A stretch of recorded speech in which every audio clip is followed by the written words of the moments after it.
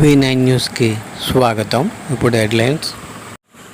విశాఖలో శ్రీరామనవమి సందర్భంగా సీతారాముల కళ్యాణం రంగరంగ వైభవంగా పలు చోట్ల జరిగింది. ముఖ్యంగా విశాఖలో శతంధర ఆక్సిజన్ టవర్లో ఈరోజు శ్రీరామ ఉత్సవాలు రంగరంగ వైభవంగా అశ్వమేధాలతో తప్పుడుతో బాజా భజంతులతో సాంప్రదాయ దుస్తులతో పల్లకి ఊరేగింపులో శ్రీరామనవమి ఉత్సవాలు శ్రీరాముని సీతాదేవిని పల్లకిలో ఊరేగించి రంగరంగ వైభవంగా జరిగింది.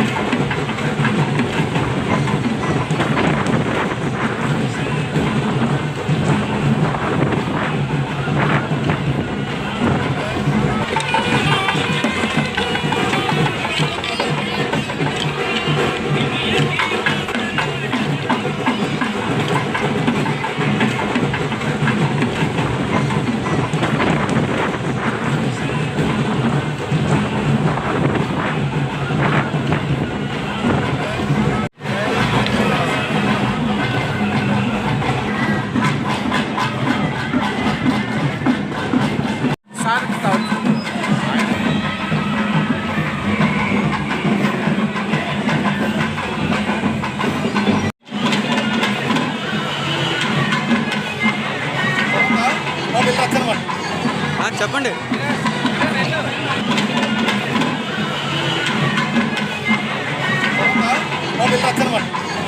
చెప్పండి.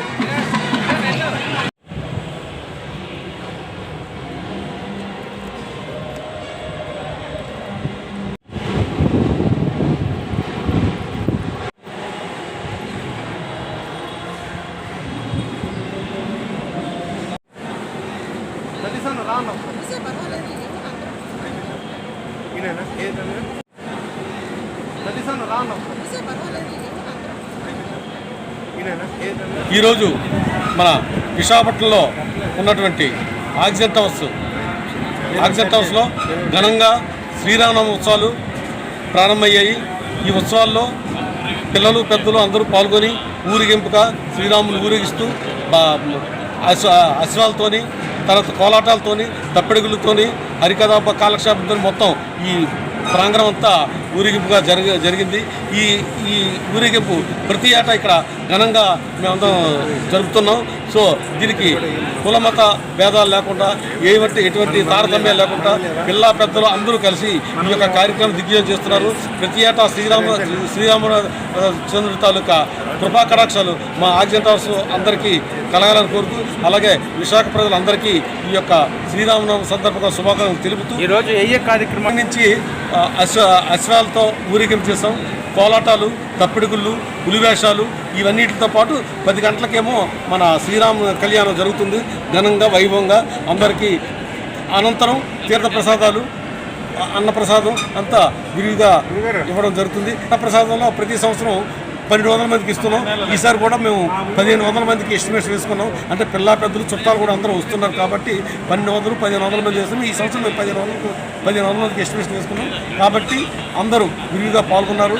మంచి ఘనంగా విశాఖపట్నం కనీవిని రీతిలో ఇదే నెంబర్ 1గా అండి. ఇక్కడ ఎటువంటి తారతమ్యం లేకుండా అందరూ 90%, 95%, 98% హిందూ మతాన్ని ఆచరిస్తున్నారు.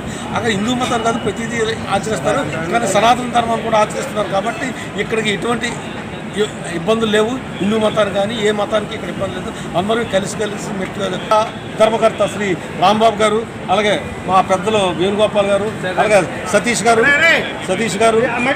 శ్రీని గారు, దేవరాజు గారు, అలాగే మన అసోసియేషన్ దేవరాజు గారు ప్రెసిడెంట్ గారు, అందరూ మా గిరివరం గారు, వీళ్ళందరూ కలిసి దీన్ని ఘనంగా నిర్వహిస్తున్నారు.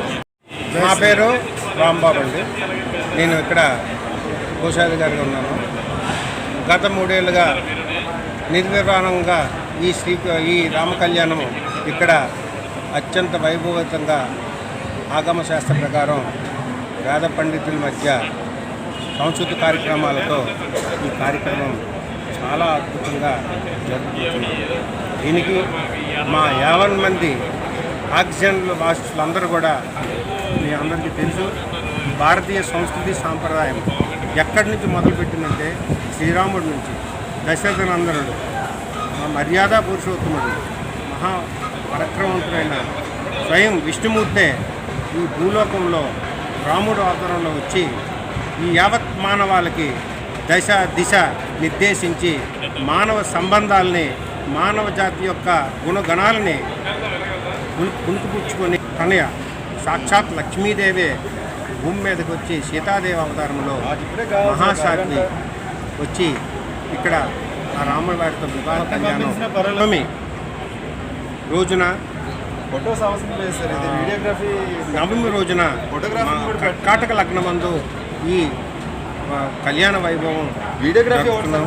ఇది వేద పండితులు ఆగమ శాస్త్రి గణపతి ఆశీస్సులు శ్రీరాముడు ఆశీస్సులు అలాగే భారతదేశం అందరి ఋషులు మహర్షుల ఆశీస్సులతో ప్రతి వాడ వీధి ఊరు చేస్తారని ఆశిస్తూ అందరికీ మరొకసారి మీడియా మిత్రులకు ఎలక్ట్రానిక్ మీడియా మిత్రుల ద్వారా యావత్ మానవాళికి ఈ శ్రీరామనవమి శుభాకాంక్షలు తెలియజేసుకుంటూ జై శ్రీరామ్. జై శ్రీరామ్. మీరు చెప్పండి. జమదాట్ని కుమారుడు ఏకపత్ని వ్రతుడు తర్వాత పురుష పొంగోళ్ళందరినీ కాపాడే వ్యక్తి. అలాంటి వ్యక్తిని తాలూకా వివాహం ఈరోజు ఈ యొక్క ప్రాంగణంలో జరుపుకోవడం మాకు చాలా ఆనందము. ఈ యొక్క కార్యక్రమానికి 50 మంది ఆక్సిజన్ టవర్స్లో ఉన్న 50 మంది కూడా మాకు సహాయ సహకారాలు అందించారు. వారి యొక్క సహాయ సహకారాలతో ఇది కంటిన్యూగా చేస్తున్నాం. ఇక ముందు కూడా ఇది ఎలాగే కంటిన్యూ చేస్తామని కోరుతూ అందరికీ శ్రీరామ శుభాకాంక్షలు.